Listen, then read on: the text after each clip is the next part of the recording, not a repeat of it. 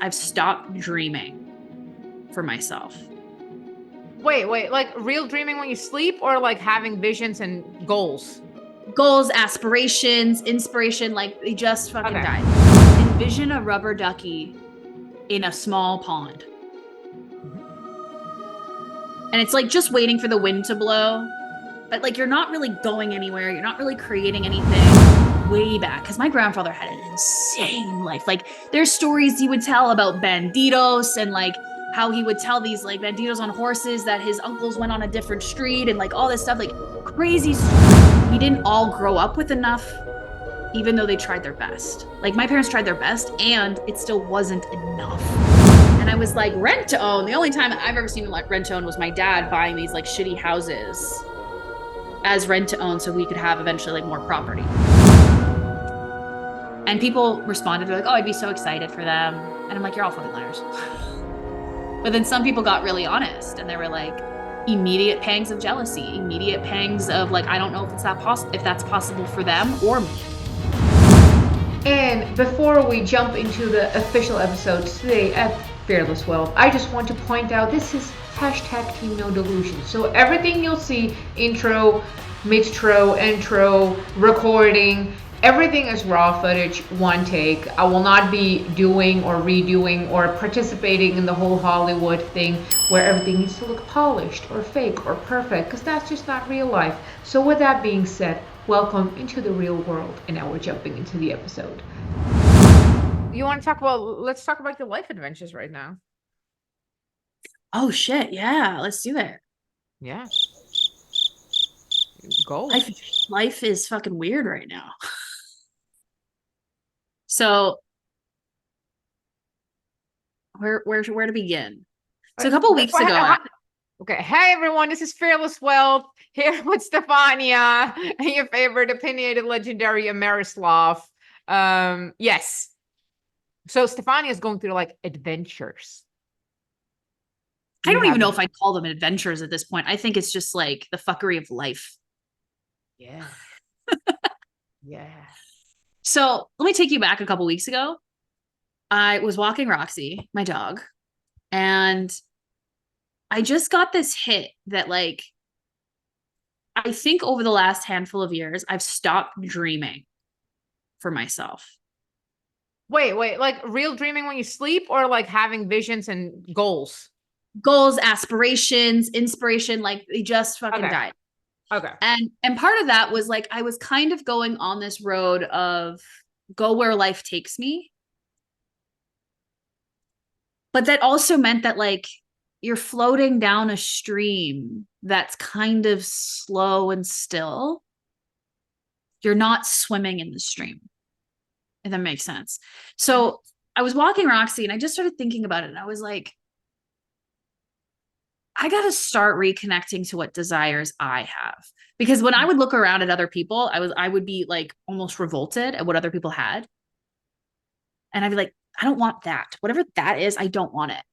But if you tell the universe that you don't want something left, right, and center, it's not going to know what you do want to be able to deliver it.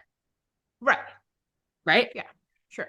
And so I was walking with her and I was like, I think not being connected to an aspirational goal or a desire or a direction and just kind of letting life give me cool experiences. Don't get me wrong. Like I've created a six-figure business. I work maybe 20 hours a month. Like I have this really cool, lucrative life. And at the same time, there's this way where it's not really full of vitality, so to say. And so I was like, would you call it stagnant or would you call it like, because your new baseline has created, but you didn't have it's a new norm, right? Like it became the new norm. And there's kind of. Yeah, I feel like, yeah, it was the new normal for sure, but it was also like, it felt directionless. So the best way to explain it is like envision a rubber ducky in a small pond. Mm-hmm. And it's like just waiting for the wind to blow, but like you're not really going anywhere. You're not really creating anything. And I've been in this spot several times in my life where I'm like, oh shit, I could die here. Oh my God, you were in your rubber ducky face. I was in my rubber ducky face. Damn. And I was like, don't get me wrong, rubber ducky phase certainly has its like time and place. Sure. But if you're there for a while, it's like, what else do you expect to happen? Right. Right. Well, So nothing kind of happens. exactly. Like you're You're not making okay. anything happen. Right, yeah. Well, exactly, right? Like life's okay. Life is Right. content. And here's the thing, I would be fully honest. The word content actually holds some like wiring in my system that I never want. Contentment in my family line has meant still sacrifice and struggle. Wait, say more. Say more about that word. So, like when my parents separated, my mom even said she was so surprised because she was content. Okay. And Okay. it was So like, there's nothing wrong with the life, but there's nothing on about it either. right. So in the hierarchy of vocabulary, content for me is the level under happy. Happy has a heavier, bigger, and happy's under bliss, by the way, right? So it's a bliss, happy, content. It's kind of like a mellow version. That's how I translate it. That's the appropriate translation for I see. sure. Okay. In my system, contentment is like, it's the rubber ducky.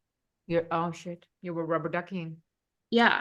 And so like I'd wake up, go get my latte, I'd serve my clients, I'd walk my dog, like, and I could do that forever. Don't get me wrong.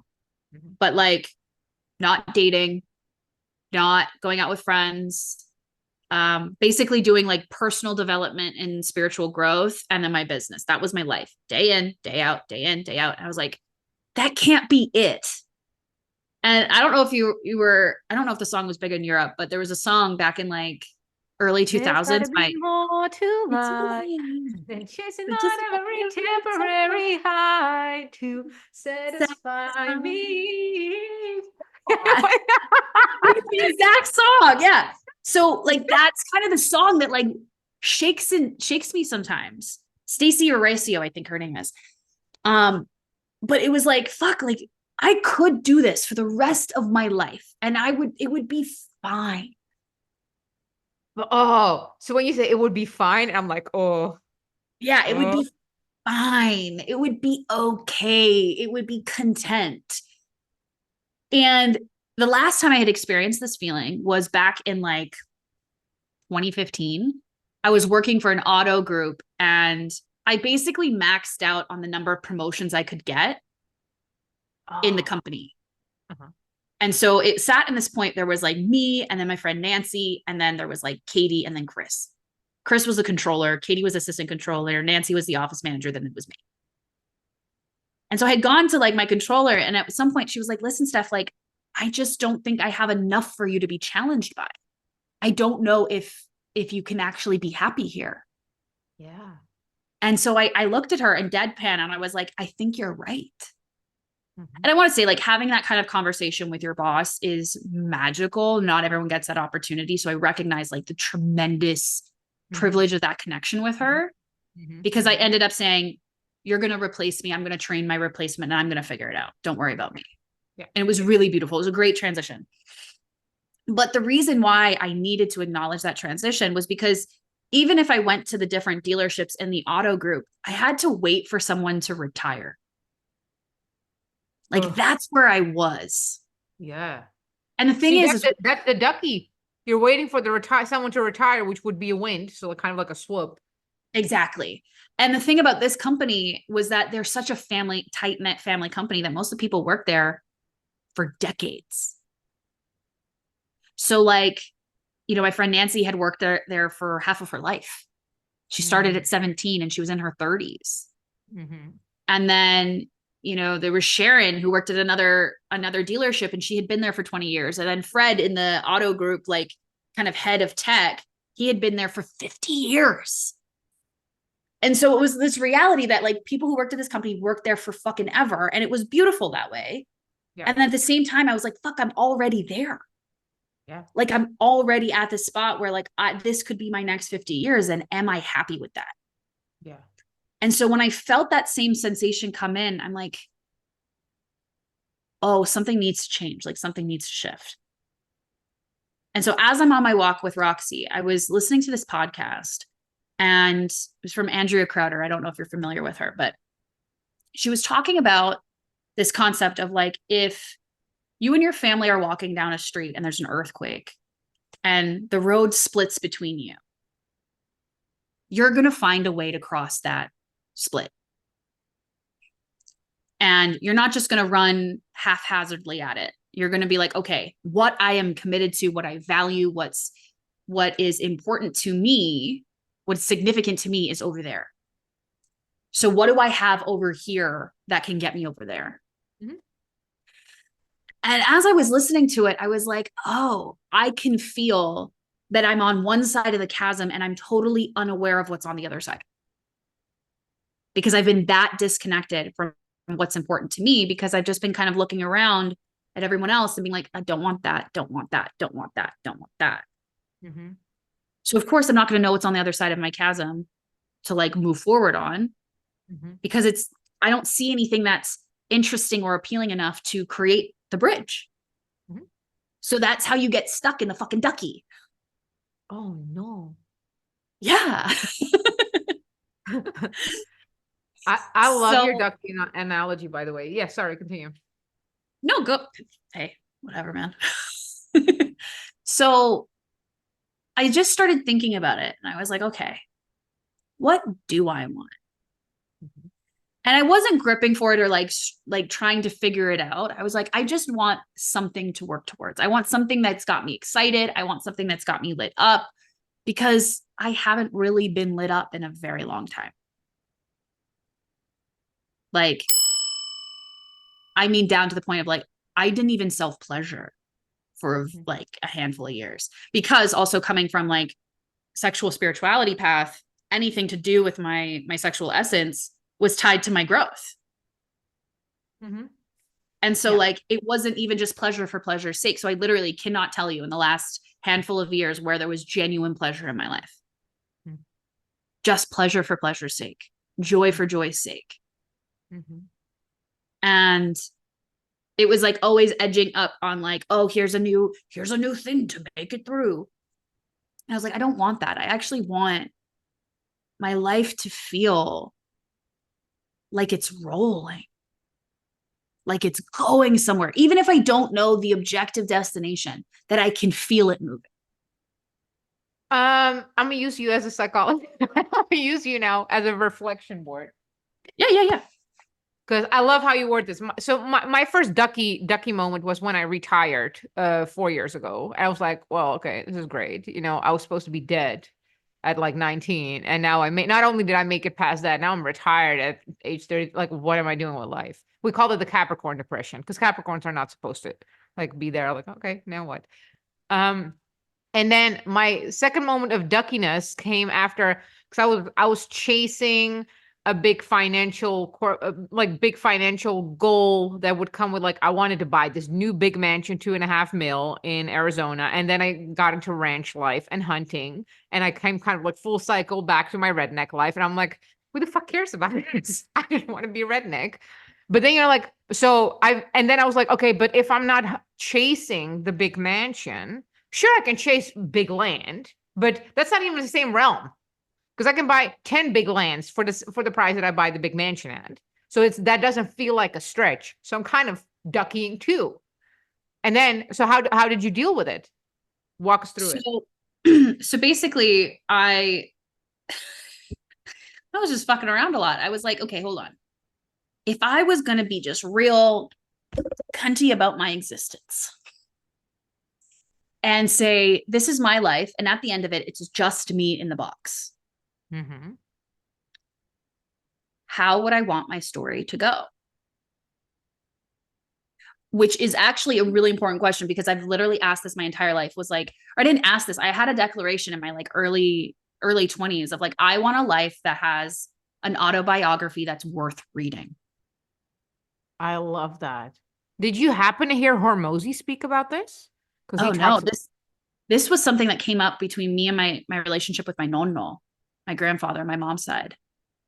Also, because way back, because my grandfather had an insane life. Like, there's stories he would tell about banditos, and like how he would tell these like banditos on horses that his uncles went on a different street, and like all this stuff, like crazy stories. How he was he was asked to go to Rome to be an actor, and how his grandmother told or his mother told him no, and how he was going to go to Venezuela, and then his whole family basically forbade him from doing it. How he had a child in Germany in between my mom and her brother, like just this crazy as one does. as one does, right? It has this crazy story. And one, like my grandfather, deeply imperfect, but like he was the first man who like I could love you at every level of imperfection. Mm.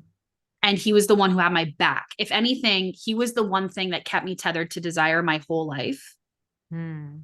Because like I didn't grow up with money, and we said this on the last podcast, but like I started realizing that even growing up, because we didn't have money, I stopped wanting for things. Like there's only so many times you can say, hey, can I have this? And your parents say, not right now, Steph. Sure. Where you're like, I'm just not going to ask anymore, because I know that even though it's not right now, it's going to put them into some sort of pressure or angst about even providing it. Yeah. And like, you don't want, like, if you're a compassionate kid, you don't want your parents to have to go through that. So I stopped wanting for things to the point where like I would go on vacation with my grandparents, and my mom would be like, oh, watch out for Steph at Costco. She'll ask for the world. And then my grandfather would come home, call my mom, and be like, she doesn't ask for anything. Mm. Like Oof. At all. And so I kind of started hindering my own desire, because it was like, if I ask, I'm always asking for too much, because my family just didn't have enough.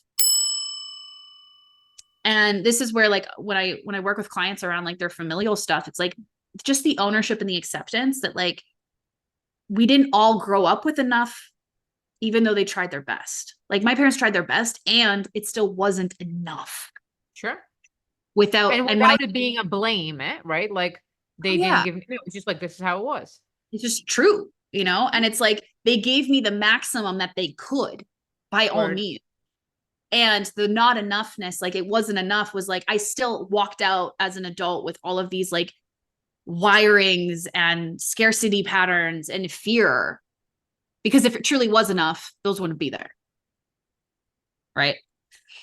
And so as I'm thinking about like, I need to reconnect to desire, I need to like really sit with, if this is the story I'm going to live, what is it that is going on? Like, I need a plot twist or something to advance the plot here, because like one of the fears, and I know that there's other people who experience this too, where they're like, a year could go by and nothing changed. You've probably never experienced this. I sure but there's lots of people who have, you know, like there's lots of people who have, because it's like in the rubber ducky phase, nothing changes. Oh shit. That's how like long people stay in it? Oh yeah. Some people live in there for their whole fucking lives, really. And so I started looking at like my business, my offers, and I was like, where is their life right now?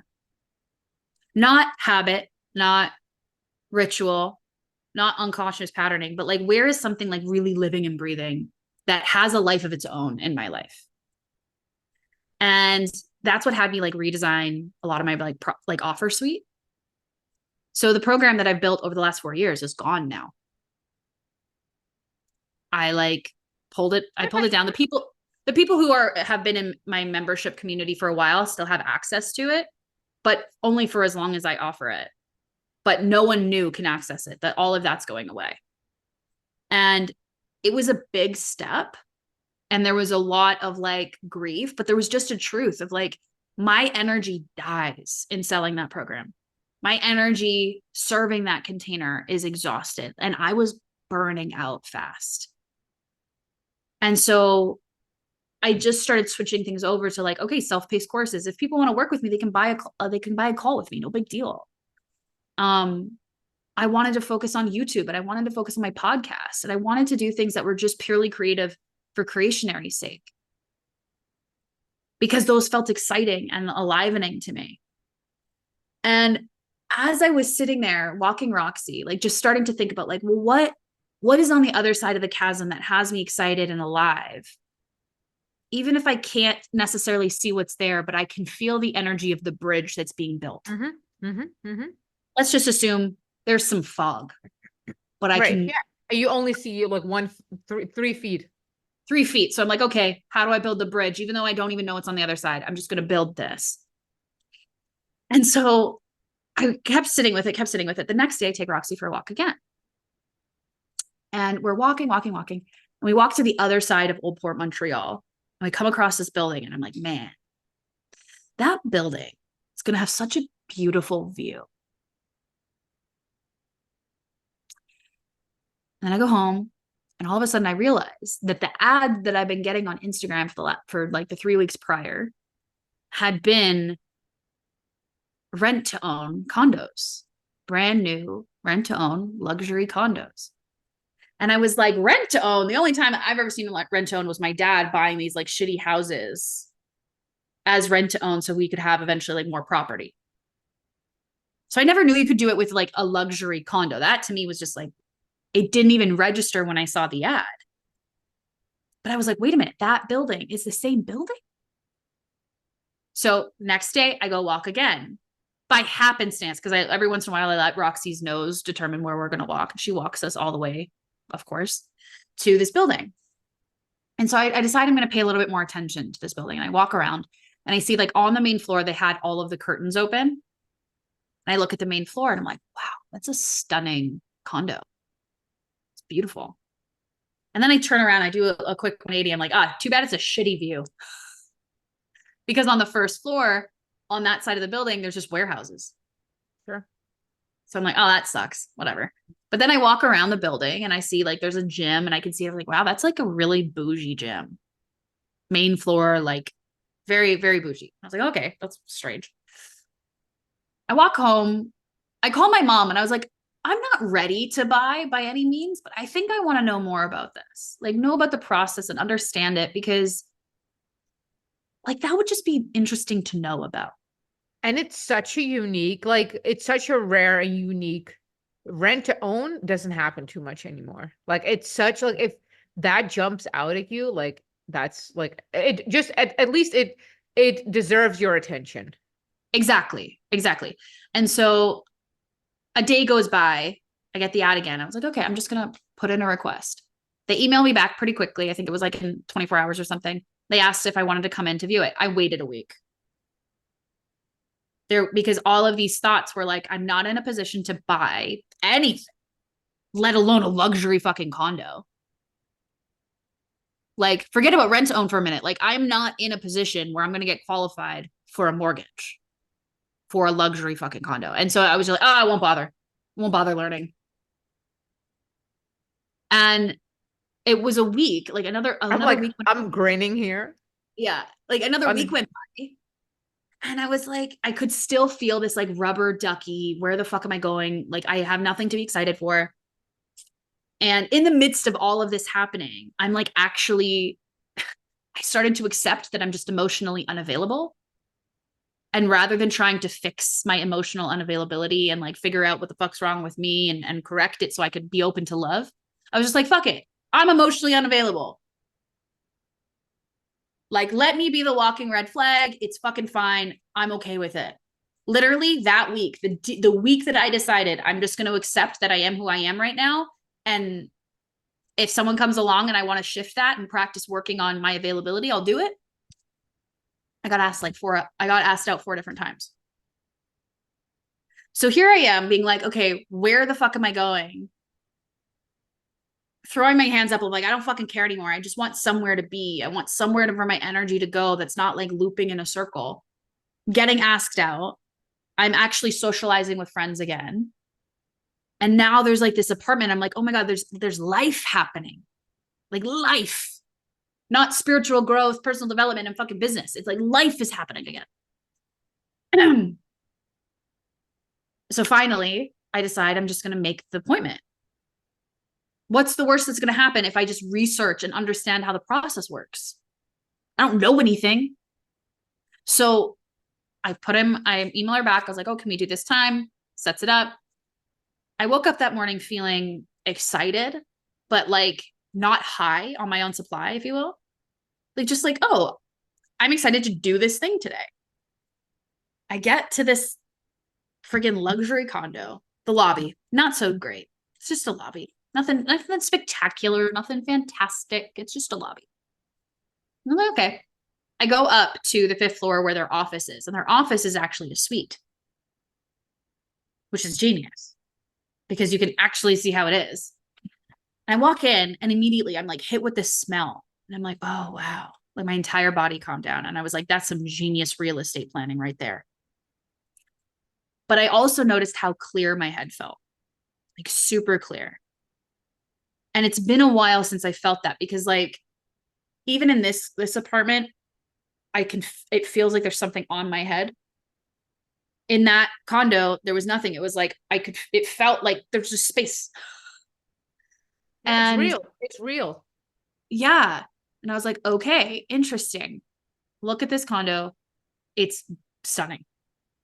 Stunning, stunning, stunning. Like the living room looked huge because of how they furnished it, which I don't care if you furnish it well and it looks huge because of that. Great. There's 2 bedrooms. The master bedroom had a walk-in closet and a his and hers bathroom that had a bathtub and shower separate. And then it had a full bath, like a full guest bath as well. I had like space for a laundry machine and all that stuff. And I was like, wow, this is just really beautiful. It has a balcony. Obviously, the first question I ask, is this a dog-friendly building? And she goes, yeah, and there's no rate restriction. Thank fucking God. I don't know what it is with people and little dogs. Little dogs are the yappiest, most disturbing pets. Big dogs don't do shit. Right. But the small dogs are allowed everywhere and they're annoying as fuck. Exactly. They're Like like small dogs rats. are always the problem. They're so bratty. And so I'm like, thank God this building gets it, obviously. And they're like, yeah, no rate restrictions. And then I asked them, I was like, okay, cool. And then they're like, oh, you can have barbecue on the balcony, like little things like that. They're telling me all of these like perks of the building. I was like, oh, that's really cool. And then they started telling me about the different amenities. And so they have an indoor outdoor pool. They have a chalet where you can rent and do like workshops if you want or parties or whatever. They've got a Olympic training pool, so like the ones that you swim in and you don't move. 2-story gym, a yoga studio, and a wet and dry sauna. Now, one of the things that I've said like a year ago was like, if I'm going to move again, I want to move into a better apartment that has a sauna. And I was like, okay, noted. She takes me to view a couple of the different apartments or the condo, sorry. And then also takes me to go see the amenities. And I'm like, this is beautiful. There's velvet on the walls. Like there's designs on the walls and they're all made of velvet. And like, this is wild. So now I can start to feel like all of this energy come into my body, like flood into my system. I'm like, my hands are on the countertops. The countertops are like beautiful. The light in these apartments are just stunning. She took me to the smaller unit first. And I was like, oh, I don't really love it because one of the rooms was really dark. And if I was like a photographer or an editor, like maybe that's appropriate, but like I don't do well with that. And then the bigger suite, she goes, oh, go out onto the balcony and look right. So I go out and I look right and you can see the Montreal like clock tower. So you can see the water. Yeah. And I'm the kind of person that like, that is my ideal. Like I want to be able to see the water. If I can see water, like 20 minutes a day, I'm just a better person. Solid. That's why I don't do well in the winter. And I'm just like looking around. I'm like, wow, these are really stunning. This is really beautiful. And I'm aware that there is no thought or belief that's coming in that says you can't have it. Like that literal belief is not there. And I'm so aware of it. And I'm like, this is so bizarre. Like it's almost like sitting in the omnipresent role in your life and like being aware that there's something happening here, but like not identifying as it. It was very bizarre. So we go back to the office and she's explaining to me like the pricing and how everything works. Basically, you pay the rent for a 1-year or 2-year lease, and then a percentage of that goes towards your down payment. I'm like, that's really cool. I like that. But I was like, but you have to qualify for the mortgage before you sign the lease, don't you? And she's like, yeah. And I was like, that's shitty. But at the same time, I didn't feel any panic in my system. When she told me the rental price, I was like, yeah, that is double what I pay now. But 75% of that would be going to my down payment versus 100% of it going to somebody else's pocket. And so I was like, okay. And then she goes and tells me the price and she says, it's basically $800,000. Again, no panic, no fear, no resistance in my body whatsoever. And I was aware that it wasn't there. And I was like, okay, this is how someone feels when they are in resonance with the things that they're looking at. Like, right, this is just right. I leave the apartment, I leave the complex, I'm in the Uber. And as I'm in the Uber, I'm like, wow, like that felt so fucking cool. 3 minutes later, I'm distinctly aware that pretty much everyone in my life would shoot their shit on that. And I was like, fuck. Like here I am finally feeling this like nugget of desire, finally feeling like there's a direction for me to go, finally feeling like, oh, there's something to work towards or be on the bridge about. And more importantly than that, I also felt this hit of like, wouldn't it be fun just to fucking play the game that maybe this year I make 800 grand in my business? Because worst case scenario, I don't make 800 grand, but I make something way more than what I am now simply because I have the desire to make. But then the contrarian fucking belief comes in of like, yeah, but I can't tell anybody about this because they're going to shit on it. Like I knew immediately if I were to tell anyone in my family that I have a desire for an $800,000 condo, they would all say, Steph, you can buy 4 houses with that. Because that's been my whole fucking life. Like anything that I wanted, it was like, let's find the alternative. Right. But it's the alternative that supports their nervous system. Right. The cheaper and practical based on scarcity and not enoughness. Yeah. And it like hurt a little because I'm like, fuck. There are so many people, even in my life, whose nervous systems are so tightly wound that they can't even back someone else's expansion. And so by default, I'm already asked to debate it. Like either to say, that's nice for you, but I want to do this thing, and then have to back my desire or defend my desire to other people. And I'm like, I hate that. I hate that even with the people that I love, know, and respect. Like, I feel like I have to defend the things I desire because I've never desired that much before. But in my body, I actually feel safer in desiring something that expansive than to desire something super humble. Because that is what the ducky living does. It like creates this humility that, yeah, it's going to be okay. You're going to be fine. But that also means that not only are you not expanding, but your service isn't expanding either. And I had to just be distinctly aware. Like all of January was me looking at like my resistance to letting strangers pay me. Well, if I'm really here to serve people, I can't be worried about who's paying me. My job is to serve them. And so this like layer of like, stay quiet, stay low to the ground, it served me for a time, but now it's becoming like something I say to my clients is like a safety net can often become a noose. It was starting to suffocate me because I'm meant to serve so many more people in a breadth of different ways so that I can receive more and then continue serving more people. But this like ducky-esque, no direction kind of way to go became suffocating because I'm like, I don't have the energy flowing within me to serve more people. Is like my vitality's gone. And so I ended up posting online, just being like, okay, I'm just going to litmus test the internet. If someone you know and loved asked you or told you that they had an $800,000 desire, how would you respond? And people responded, they're like, oh, I'd be so excited for them. And I'm like, you're all fucking liars. But then some people got really honest and they were like, immediate pangs of jealousy, immediate pangs of like, I don't know if that's possible for them or me. Like that just sounds so outlandish. And you even replied to the post and you were like, to some people, I'd say do less drugs. And then to others being like, yeah, of course. Yeah. Because you were one of the first people that I voice noted and been like, let me tell you about my day. And I'm like, yeah. Hell Because I yeah. also knew that like you've played at a level where like that is so not a concern. Mhm.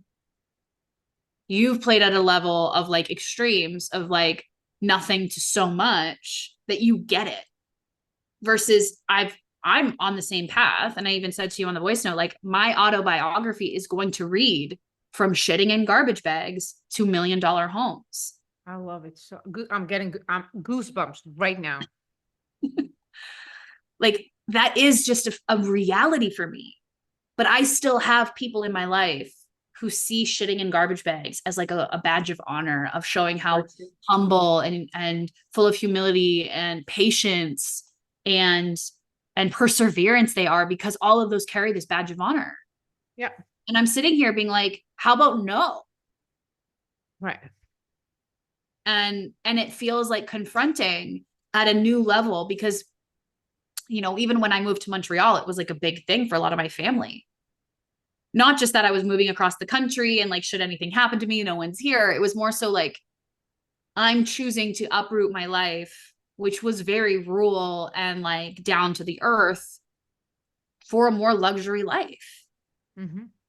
And that naturally brings this like, almost adversary kind of conversation when it's not meant to be. Absolutely. Absolutely. And can we zoom in on this for a second? Amongst immigrants, this is very known, right? Where it's like the immigrants are always like, go to the West, go find a better life. Once you do, you betrayed them, right? Like Yeah. now you feel better. Look at you on your fucking high horse. And now you feel like, oh, little missy who went all around the world. And everyone that's East Europe, Mexico, like I've had this conversation with everyone.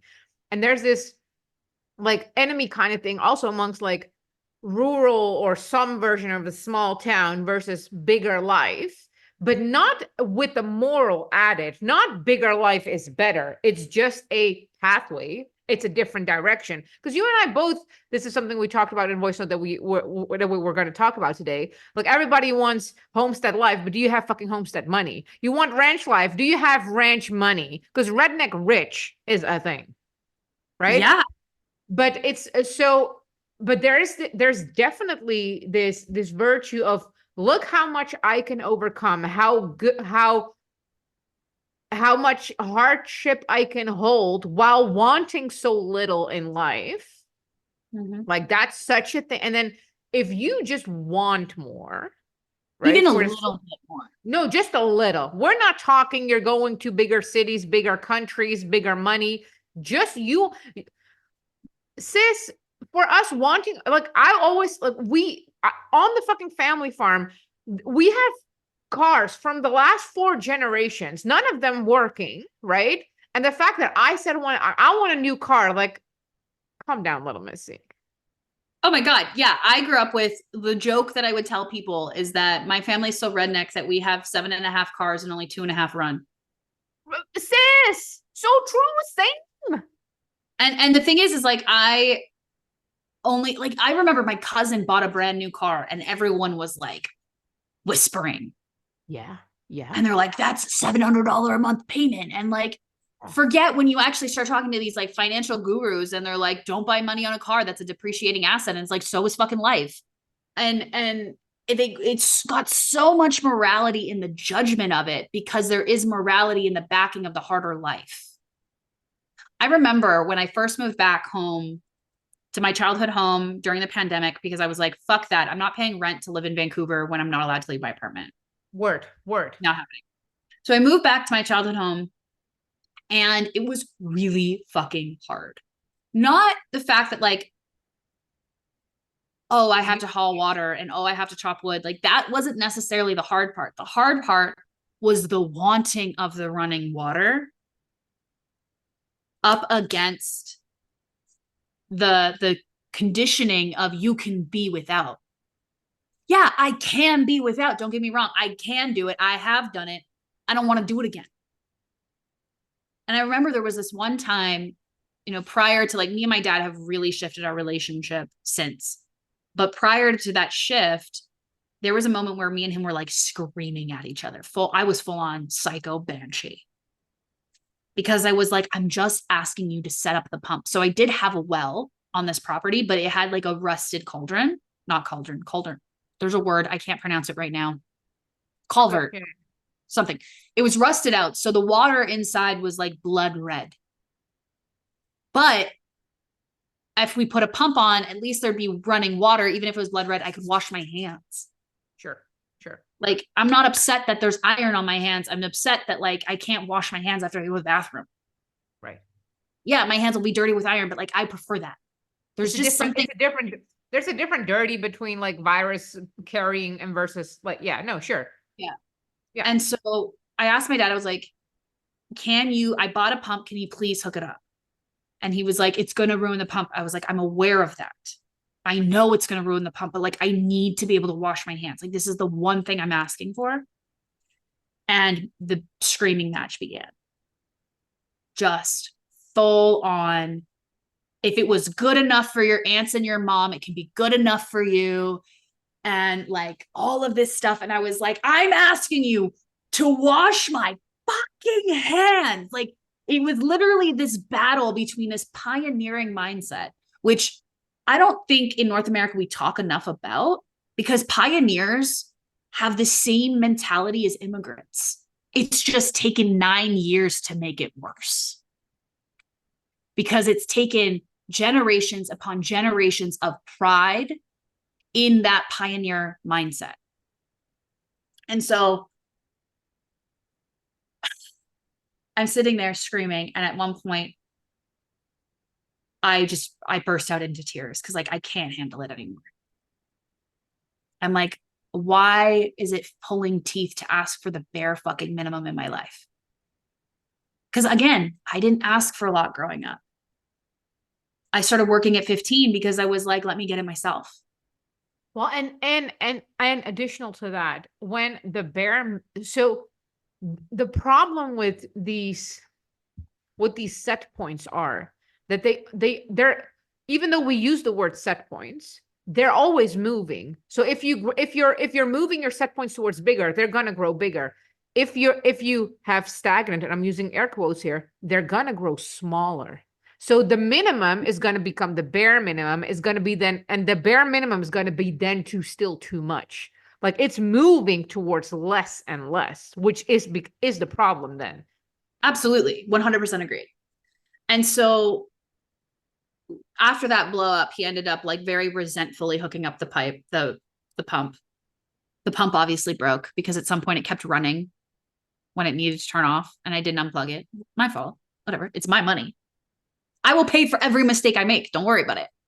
Mm-hmm. But obviously, when it broke, my dad was like, see, now you got to go waste your money again. And I'm like, yeah, but it's my money to waste. Mm-hmm.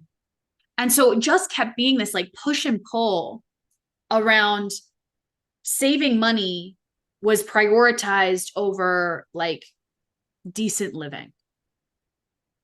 And you and I both are like, if there's something that makes my life easier, I'm going to pay for it. I'm going to figure out how to come up with the money to pay for it. Right. Because it's the not ROI worth is big, right? And the ROI, and I feel like the people who live and ironically, and this is currently a conversation in the survivalist and prepper world too, where they're all pumping money towards saving and like preparating. And I'm like, y'all live a miserable life right now. So you just want to survive so you can be longer miserable? Like, that sounds horrible. Yeah. Like, so you just want to simply survive the apocalypse to be longer miserable? Yeah, that's what they want. And I'm just confused. Well, I don't know why it's a choice. Like, it's one of those things of like, if you're gonna live for, I actually had this question. I was watching, I think I was watching Supernatural or something, and it was like, would you choose to live forever, but die every day, Oh shit. or would you prefer to stay young forever and die once? Okay, I have many questions. How young? Whatever age you are now, Oh, okay. I'm staying young and die once. and die once. Yeah. So the question just started like percolating in terms of there's all these people who are aging because they're going through stress, turmoil, pain, suffering, struggle, so they can live longer, die once. See, it makes no fucking sense to me. Right. And so I remember, so with my dad, like I said, we and him have radically shifted our relationship. And it took a lot of work on my side to like really just see him as a man with his own like flaws, not just dad. Mhm. And I'm grateful for that shift. It's really transformed a lot. And simultaneously, it shifted his relationship to resources as well to a certain extent, which has been very important because he realized that like my dad's been self-employed for fucking 15, 20 years. The rate that he gives people keeps him at minimum wage. And you're like, Dad, that's not why you're self-employed. Exactly. But because of all of these indoctrinations of like, well, it's admirable to like give your client a deal. It's like, yeah, but it's also important that you fucking eat food that's not from Walmart. Right. Because if and these clients cannot enjoy or benefit from the service you're providing if you are shit. Yeah. And so like thank God in the last 2 years he's totally changed his rates and I'm so proud of him for that. But it's like I had a conversation with him a while ago where I was like, Dad, I understand that you think um basically how it went was I'm still renovating my property in BC. And I sent him a photo of like what I ultimately want the house to look like. So it's like black siding, red fir trim. And then I just added, I was like, but I want white doors and white windows because that's what I paid for. Like that's what I got. And his reply was, yeah, that's no problem. But fur ain't cheap.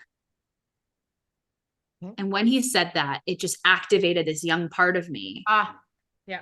that was like, fuck, you're asking for too much again. And so I just replied, I was like, baby steps, Dad. Because like that's just true. Like we're not really at the stage of like getting on this fur siding yet by any means. But for like 48 hours, I was spinning out about this fur ain't cheap.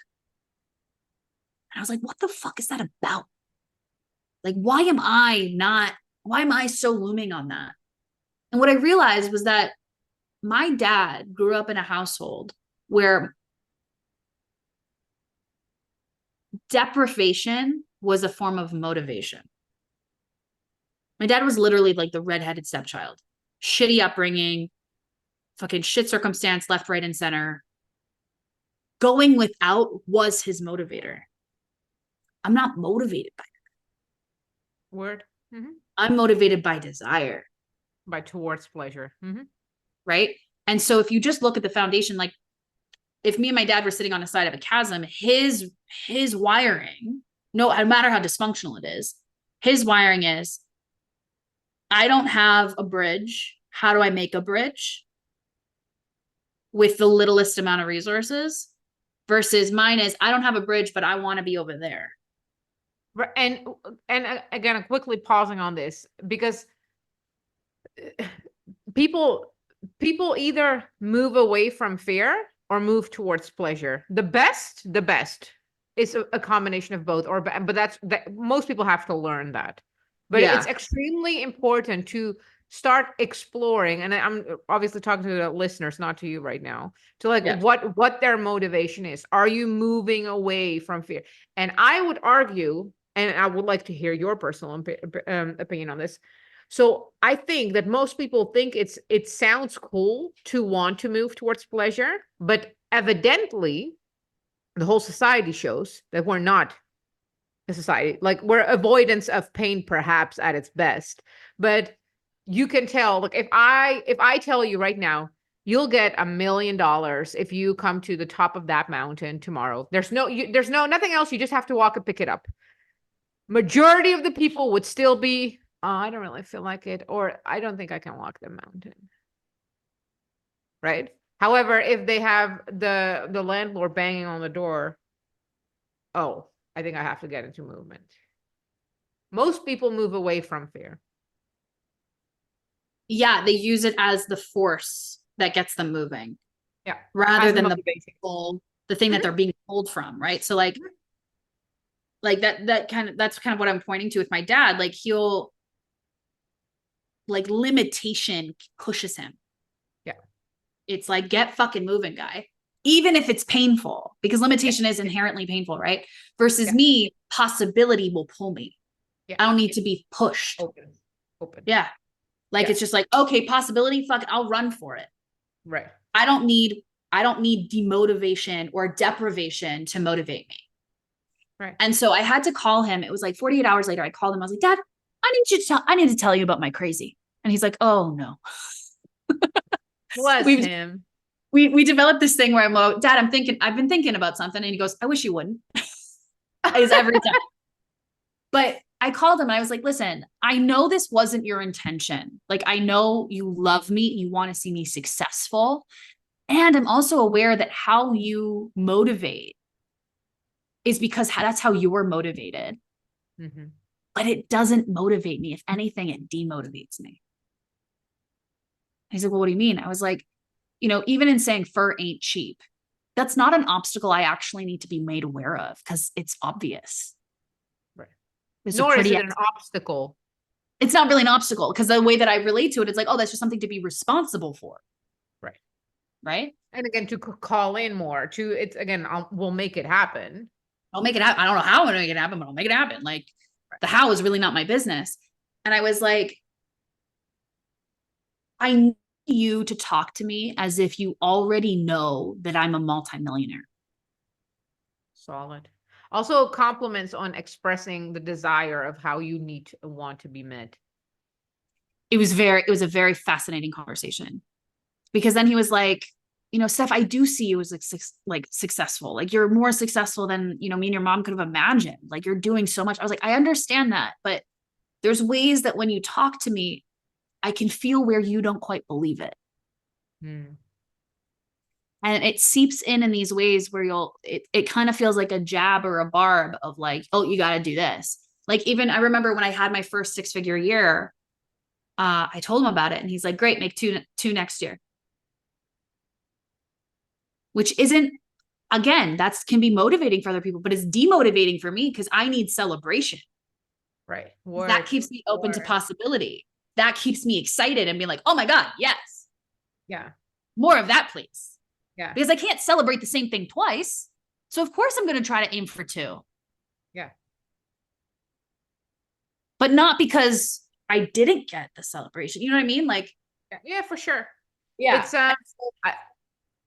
regardless of what you think of Melanie and Lair, she had a similar situation with her mom, where Mm. she had made her first, I think it was her 8 mil year, which is like, again, these numbers are like, no one really bats an eye. Like it's normalized in certain industries, right? And so she expressed it to her mom, and her mom was like, sure you have, sweetie. Like just not believing it. And she's like, I have it in my bank account. Like in my bank account. Like, there's sure you did, sweetie. Yeah. And there's something, maybe it's a generation. I don't know what it is, but like, Sure, absolutely too, because our parents did not live in the generation where there was no financial ceiling. no, there's limits everywhere. Right. Because brick and mortar in the end only has a very, very defined ceiling. It does for sure. Yeah. Yeah. And in the conversation with my dad, though, what I loved about it was he just got really honest with me. He goes, Steph, I'm going to try, but I can't say I know how to. Oh, the best response. And I got really emotional and I was like, you're already doing it.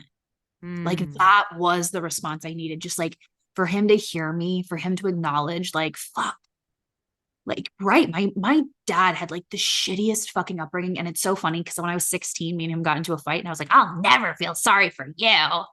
And then now I'm like, oh my God, this poor man. Oh, yeah. So it's like you grow up, you get You smarter, whatever, matured. you matured. And it was just this awareness that like my dad never had anyone fully back him. Mhm. The only people around him either shat on his dreams, told him he couldn't have it, or demanded he prove himself for it. Mm. And so there is also a truth that I'm inherently confronting to the wiring that my dad got. Like who I am as a person, how I'm wired is inherently confronting to how he has been wired. Because I'm a firm believer that I don't think we're naturally like that. I think it gets either we're indoctrinated into scarcity and we're indoctrinated into limitation. If you look at Gen X, you look at boomers, I think that's pretty natural. And then you have to maintain integrity to the possibility you had when you were 3, and though everything was possible. For me, I did this like little loop around where I bought into all the scarcity limitations and like I need to strategize my way through life. And then something clicked where I was like, I'm done with that. It's not fruitful. It doesn't help me. It's no longer useful. And then I went back to like that 3-year-old possibility of like anything's possible. So how do I make it possible in the real world? Word. But my dad's generation, my mom's generation, they didn't have that. Contentment, being fine was the goal. Was our bliss. Yeah, The goalpost moved. definitely. Mm-hmm. And so then the challenge becomes, how do I keep going on my path while being aware that it's inherently confronting to those who still have a goalpost that's significantly further behind me? You know? And so an $800,000 condo would fucking blow the shit out of my dad. I did tell my mom the other day, but she only laughs at like 5 things. She's going through it, right?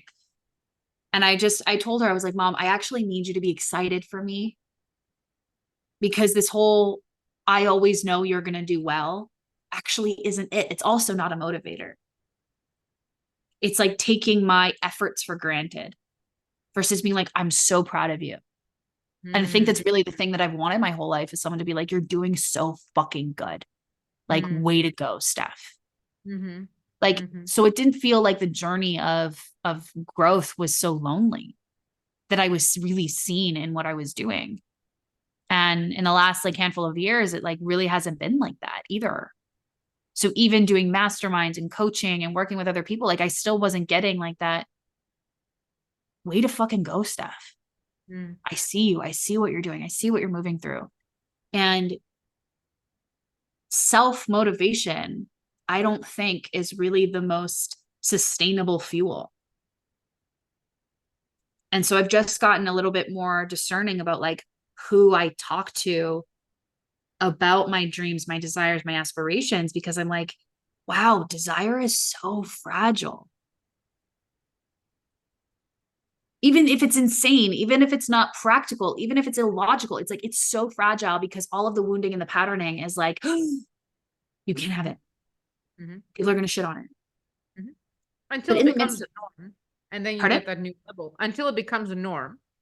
And then you have to grow into it. It's the same. We have to, the set points grow for everything, including the desire, the size of the desire. Yeah. And then it's cyclical because this feeling happens over and over and over and over again at every new fucking goalpost. Yeah. And you're like, what kind of rip? Can I speak to the manager, please? Because what kind of rip off is that? I had this fucking cycle at my last mill. Why do I have it at 10 mil? Yeah. I thought I solved this. Kind of rip off. Yeah. Yeah. And we don't solve it. I don't think. I'll let you know once I'm at 10 mil, but like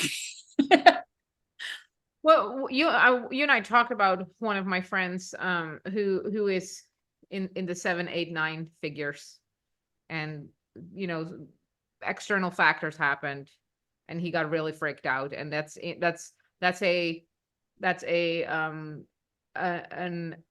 he plays at a level of numbers that you and I can dream of for our whole life, probably, right? And I'm just using this with a wink, not as a limitation.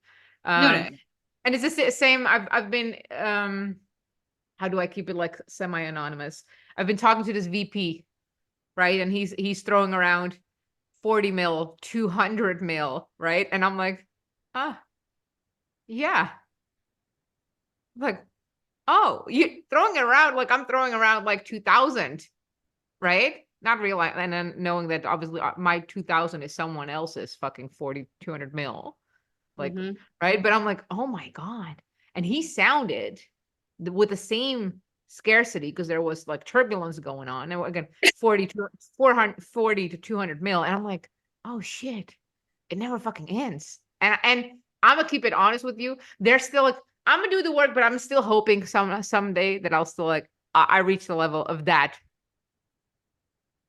cycle. I don't have to deal with this cycle anymore. I I've always known that the cycles were there because that's my background, like being a financial controller, being an accountant, bookkeeper. Right. I've Gotcha. always seen it. The difference is that there was this skill that when people hit this point that they could navigate it with such grace. And I think that's my commitment. And the reason why tethering my parents in is so important to me and why it does come up at every new up level, because I'm like, I never want to be that person that becomes too rich to remember her beginnings. I never want to be that person. I don't So what? Yeah, sorry. I don't love interacting with those kinds of people because they act like where they came from was the hindrance when actually it was like the opportunity. There's no Word. one in the world that can do what I do because they never shat on a fucking garbage can full of like garbage bag. Like Yeah. there are just facts that what I teach is unique because of where I came from.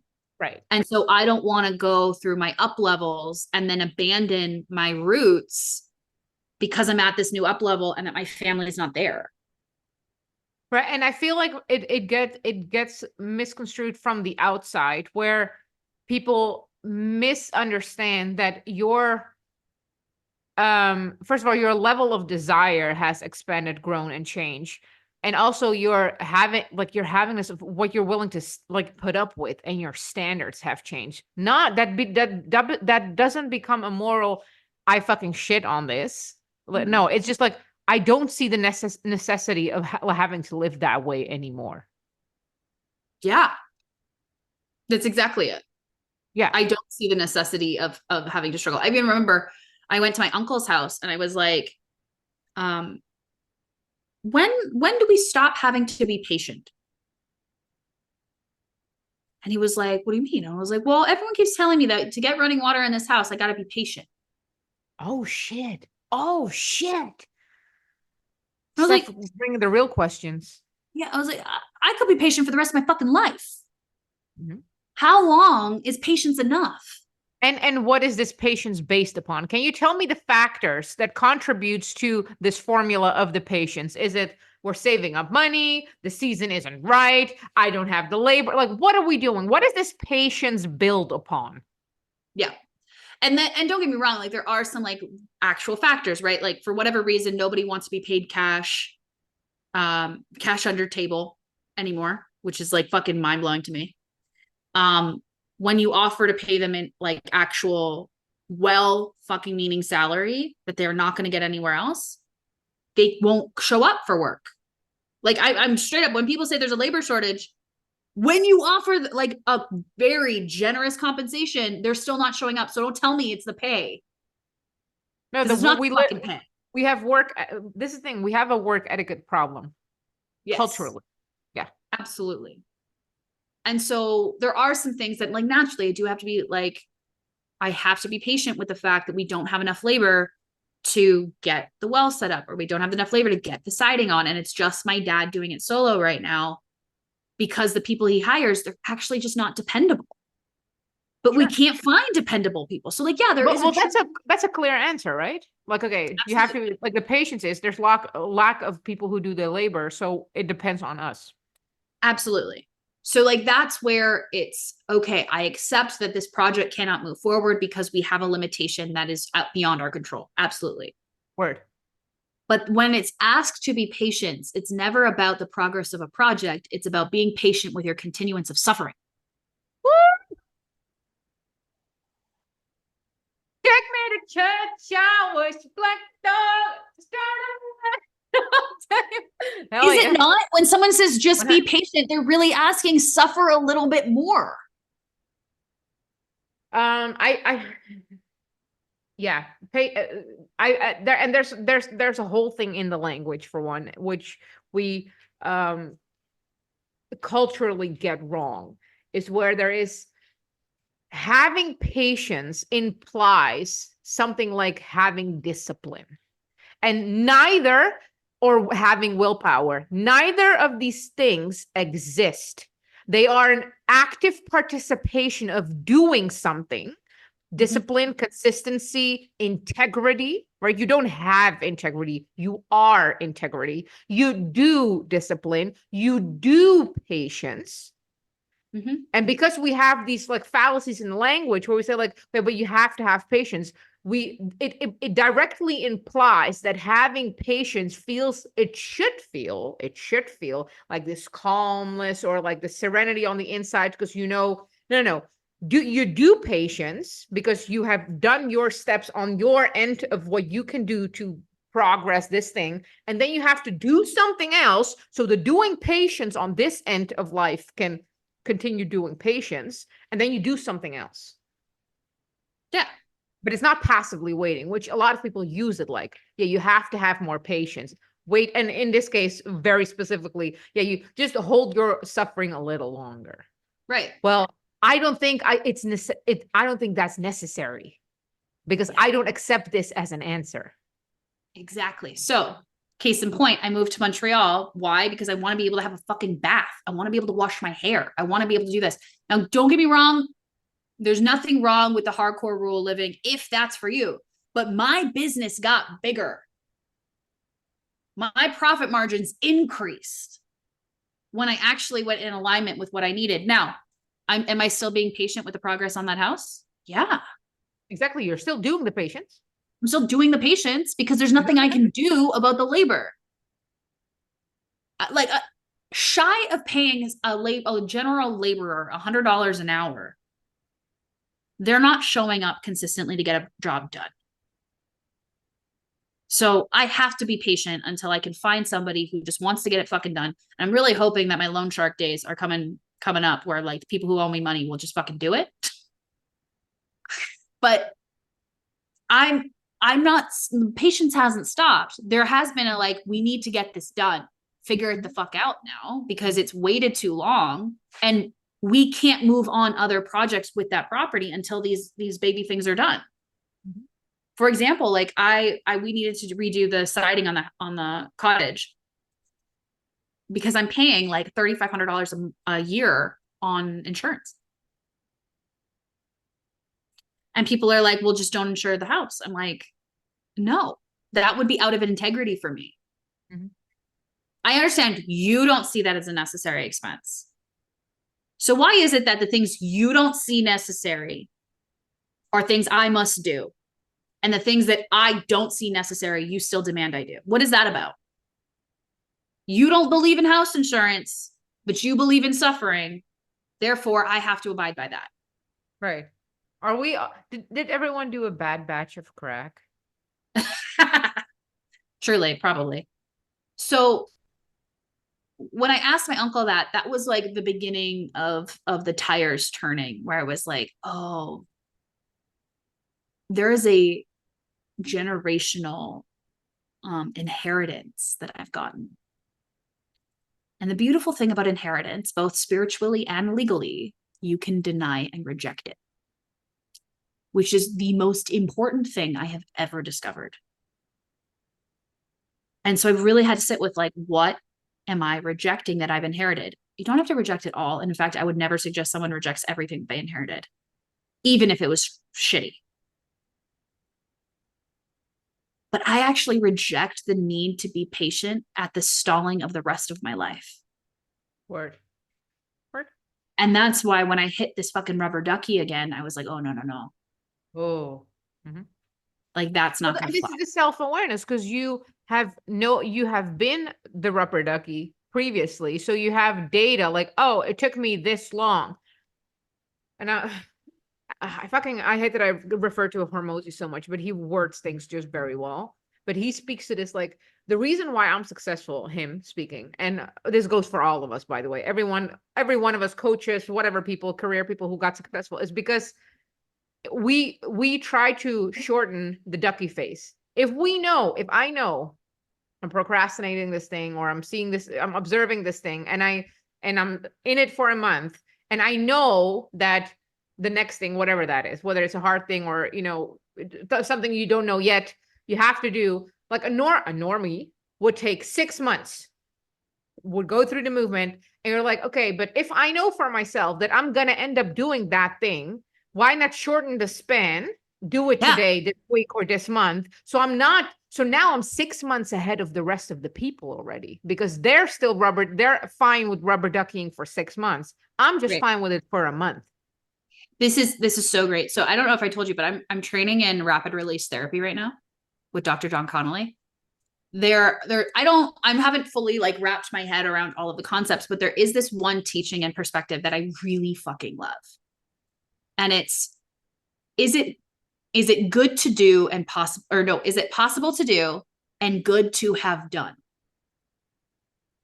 That is actually the only cause of motivation. Because if it's possible to do, there's no reasonable thing that's going to get in the way. And if it was good to have done, you're focused on the having done it, not in the doing. Mm-hmm. Right? So that's the epitome of time travel. Exactly. That's literally time traveling. That's it. And so when we're sitting in this like ducky phase and we're like, listen, I know eventually this ducky phase is going to end. But there's patterns of behaviors that can keep that going longer than needed. Like I said, the ducky phase has a time and a place, but it also has an expiration date. Absolutely. Our human side that likes to cycle around drama and pain and struggle, because that's where our wiring is. Just like, I'm really good at staying past the peak. I worked 10 years on a degree that I knew I was never going to finish. I dropped out with 2 classes left. Fucking duckied there too, And so is it possible to do? Is it good to have done? I could have applied that to my degree back in the day, but it's like, you've got to find interest and appeal in it. Mm-hmm. I never had interest and appeal in graduating because my career was taking off. That's where the interest and appeal was. So once I finally adjusted for that, I let go of my degree because that was keeping me in this fucking pond instead of actually going somewhere. And I think one of the things for me too is like, I kind of look at the world like a map, like an old school, like treasure map, pirates. I'm pretty sure I was a pirate in the last life. Hell yeah. Yeah. I like the booty. I accept. Yeah. So I see it as like this map. And so if you find out where you are on the map, you can go in any direction. But it's like, are you actually willing to leave where you are on the map? I'm aware that where I was on the map, I was like, I'm sitting in a spot that I could die in. Like I could die there and that it would be fine. Life would be good. Okay. But I don't have access to possibility or ambition or desire to pull me somewhere else, because it's not even about the fucking desire. The desire is the vehicle. So this $800,000 condo, it's not about me finally signing the degree, like the $800,000 condo. It's about the energy, the presentation and exposure to that desire gives me to carry me forward. That's it. And that's where the weight is of most people, where there is a holding to being able to hold that big desire, because with big desires come bigger disappointments, and knowing that you'll be fine. And my personal phrase is like, look, if you're rubber duckying, and I'm just using this analogy constantly, is that, and you step out of rubber ducky, the good news is you can always go back to rubber ducky. Like rubber ducky pond is always available. Always. Like that won't never go anymore. And that's even for people, like when people really live in shitty circumstances and they're like scared to do, I'm like, your shitty circumstances will always be available. You can always go back to them. Like they will not. I just did a free masterclass called Clean Money, Filthy Rich. And we talked about this, where I was like, what scares you about making $10,000? Everyone, that I'll lose it. I was like, but you're already not making it. What?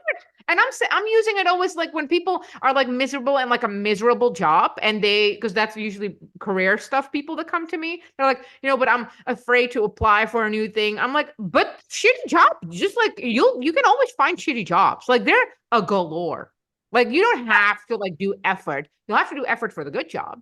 But the shitty jobs will be you can always go back to that. Yep. And that's in the holding, right? Well, you have moved away from the pond, like from your old self. The new self hasn't revealed itself yet. So you're kind of in this like in between. And this is why us extremists, which is also directly a translation as us successful people, it's not in the doing, because everyone can do the doing. People work their ass off everywhere. That's not the thing, right? So the just doing the labor, that's not the hard thing. It's, can you hold the fucking void where the evidence hasn't shown? You don't even know if the evidence exists. It might not. Can you hold that? Yeah. I've been on this kick. Actually, I was talking to a girlfriend this morning. We created a WhatsApp group called Keeping the Lights On. And all we're doing is like, here's all the cool things that have happened or are happening that keep the lights on. Because when you're in that void, you can't go back, because the pond gets more enticing. It's like, oh, but things could be safer over there. Things could be more content. Things are stable. Like me going back to my childhood home is forever my safety net. My mom lives in the house that I'm renovating. She's choosing to struggle because, I mean, her limitations are there. But, she's got a roof over her head. My dad would be my neighbor. Like, it's not the most idyllic life for me. But it's there. It's available. It's available. So at any point in time, like there's even moments where I have to catch myself if I'm really in a down of like, oh, should I go back to BC? And then it's like, BC will always be there. It will always be there. I've developed enough certainty in myself that there's certain things like I will always be fine. Yeah. But I haven't got to experience where I'm doing significantly better than fine. Mm-hmm. That's the game I want to play. I want to play that when I wake up in the morning, I have a delicious meal, and then I take my dog for a walk and I go for my lattes. I serve my clients, and I'm getting more and more high caliber clients, and that they're excited to work with me and I'm excited to work with them. And then I'm getting invited to podcasts, and I'm getting invited to like TV shows, and I'm writing a book, and the book sells, and like people are starting to have demoralistic programming conversations around wealth and resources. And all of a sudden, because we're not using morality as this way of being good or bad, we just start operating with values of integrity. All of a sudden the world starts to shift. Like that's the world that I want to live in. And that's the desire. That is the $800,000 desire. Mm-hmm. That woman is the one who has a luxury home, not the woman who goes back to the fucking pond. No. Also, 3 feet from gold. It's a classic, but it remains the one. Can you imagine you're pushing? You know the 3 feet from gold story, right? Oh, is that like that cartoon where the guy like turns around after he's been mining the like diamond mine or whatever? And he's 3 feet from the gold. And he went back, gave up.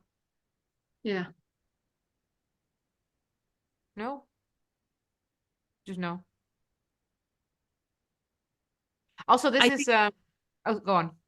I was like, I think there's a part of me that just like wants to experience that first crack where the diamonds start pouring out. That's the moment I want. Well, yeah. That's the drive, or that's part of it. Of course, yeah. Mm-hmm. And then in order for that potential crack to happen, you'll have to keep cracking at it. Yeah. Otherwise, there's absolutely not going to be a crack. Yeah. And there's this I have my bratty moments where I'm like, what you mean? Why am I not a billionaire yet? And I have it when I go to the gym too. I'm like, why don't I have abs yet? Cause and effect. Why don't you have abs yet? Well, I will never have abs. I had like the way my hips are. I remember when I was anorexic, like in my puberty, and I was like a professional gymnast, and I still like I just had big hips, and there's like that's not my body. But again, so there's this thing like with me, we always hold pity parties where we're like, I did all the work for a whole week and I'm still not a billionaire. And Oh, everyone's like, oh my God, I'm so sorry. I'm like, I know. And then we continue still doing the work. yeah. Because again, like where the love and gaslight communities are like, oh no, you just have to. No, no, no. We acknowledge the pity party and we keep Yeah. going. Yeah. I think one of the things too is that I've had to really work on is like, I've never actually allowed myself to feel disappointed. Oh shit. Say more. A girlfriend actually called me out on this the other day, like 2 weeks ago. Oh, She goes, "You got to call it what it is." oh snap.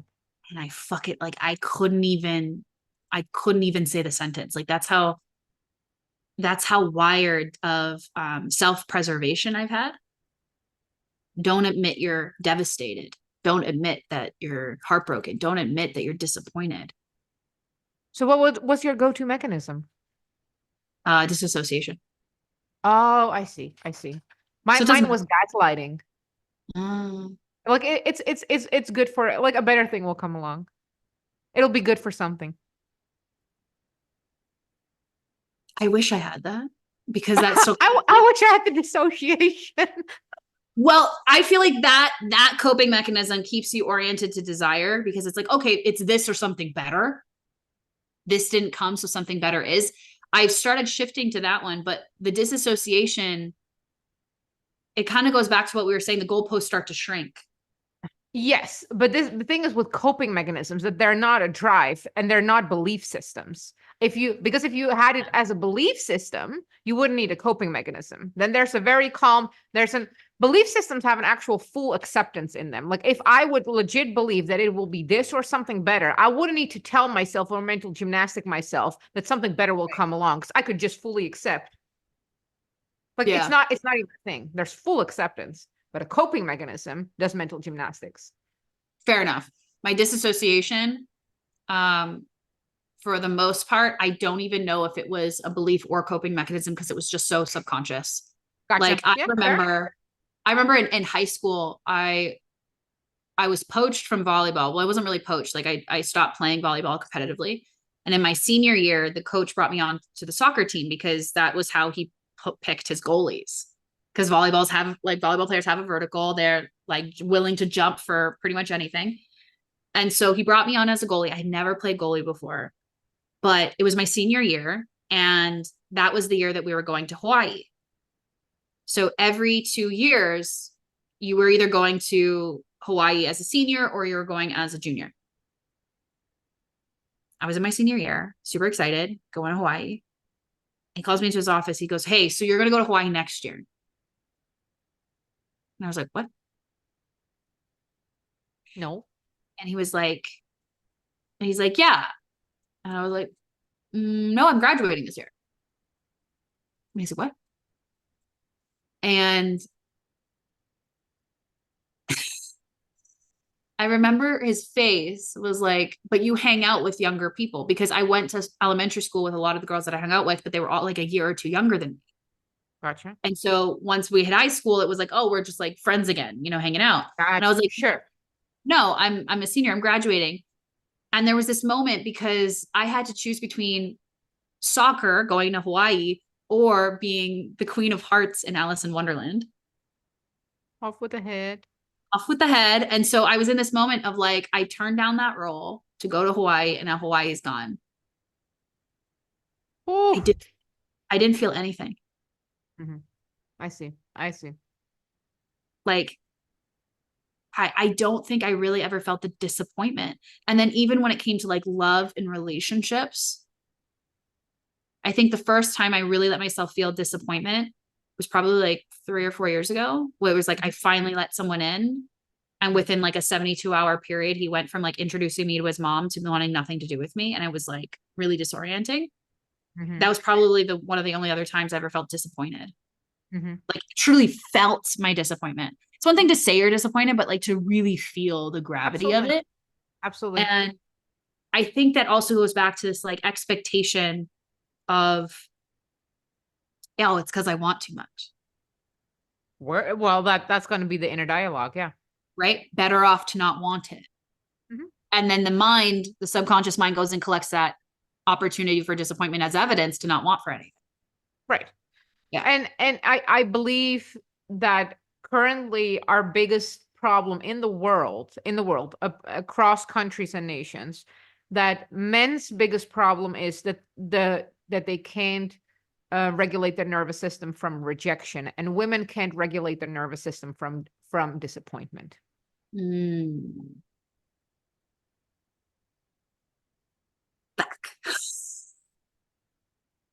Yeah, that would make sense. That would make sense as to why disassociation would be the response too, from like a primal physiological level. But that also means like for the people who like go into fight or flight, like the people who go fight, they go full on crazy instead of just being disappointed. So I used to say that I was a raging person. I used to always say my base emotion is rage, and I would even joke. There's like, coming from where I come from, coming from criminal circuits. There's a status to being able to like targeted rage. Like there's a thing to it. And in hindsight, now I'm like, oh, I was sad or disappointed. But rage is significantly easier because it's outward and it has a goal, right? So going berserk is significantly easier than being with your sadness, disappointment, hurt, whatever it is. Oh, absolutely. I think, at some point in my life, I was known as having like quite a sharp tongue. Mhm. And that was actually just like a way of relieving whatever experience I was having internally. But something happened probably like my late teens, early 20s where I stopped doing that. It's been something that's been up for me very recently where I actually don't feel like I'm a very good public speaker anymore. I feel like my tongue is super thick. I stutter, I stammer, I pause way too much. Like there's a lot of criticism right now around my public speaking because at some point I went from being sharp tongue, quick wit, on my toes. Like my parents used to joke around, like you basically have to be a genius to talk to Steph because she's just that quick. To now, I'm like, where did she go? You're just ahead of the curve. It's something else. It's because you advocate for nuance, and nuance does not have a sharp tongue because nuance is constantly doing this. Sure, but I was 17. 17-year-olds don't really get nuance all that much, but like the You skill. can have it naturally in you. That's not when But like the sharpness of the tongue disappearing. that I'm fine with, but I think it was more so like I was the kind of person who, when I spoke with conviction. Mm. And now I can feel like that part of me, something happened to her. But like right now, Even like it's been up for the last like 3 weeks. I did a because live stream.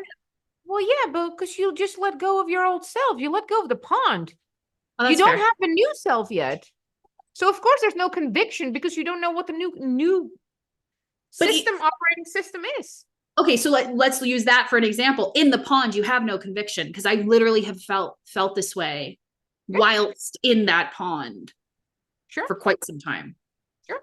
Um, so yeah, so that's where I'm at right now. But like it is exciting because I'm turning towards like, let's just fucking create shit.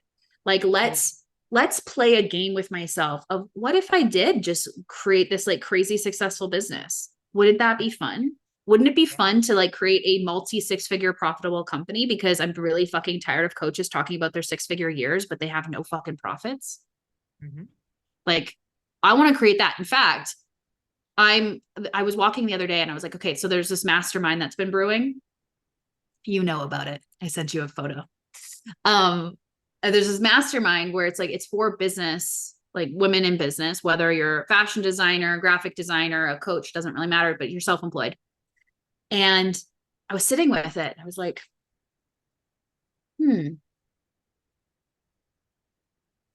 this is for those who actually want a profitable life. Word. Like, I'm not interested in you making a lot of money just to spend a lot of money. I'm not interested in you cultivating a lot of energy just to waste a lot of energy or freeing up your time just to waste your time. Like, what if we actually brought in some deliberacy into these like femininely led spaces? Like precision and like specificity, the deliberacy, like that's the word of if I'm gonna fuck around and find out, you know that when I'm fucking around, it's on purpose. Right. Word. Right. With And like integrity. that's yeah, like that's the game that I want to play. And part of it is like acknowledging within myself what happens when I don't. And what I don't has been like I can create a 6-figure business, but like eh, there's no vitality in it. mm, I don't yeah. feel alive running it. Mhm. I want to feel alive. I want my life to feel profitable. And that is a much more holistic approach. Oh, And that feels exciting to me. I love it. Yeah. Hell yes. And with that, let's end on this high. Because this Yeah, is it. let's do that. So it is. So it shall be. I can't fucking wait. Yeah. I'll keep you in the loop. Yeah, we'll put all of the links. Everyone, this was Fearless Wealth. My amazing money person, fellow money person, shat in a poopy bag. Gonna have $1 million crib, and there's gonna be YouTube video. Welcome to my crib. Oh my God, you know what? Mark my words that the day that that happens, we're going to take little clips of me like on interviews talking about like I shot in a garbage bag. It's going to be a montage of me and all these different podcast episodes. And then it'll just be like, now welcome to my $100 million home, like my $1 million home. Let's just, Hell yeah. So you it know, is. so it is. Okay, peace. Thank you so much, girl. I'll shut it. Mwah. Talk soon. Wait. Were you almost hanging up, leaving us, leaving me, and everyone in this podcast without liking, subscribing, and putting on that bell notification? Nah, that's not cool. Come on, do it. And if you're feeling extra feisty today, share, tag me, and tell me what you like the most about the episode. Let's hear it in the comments. Let's hear it on all the platforms. I'll see you in the next episode.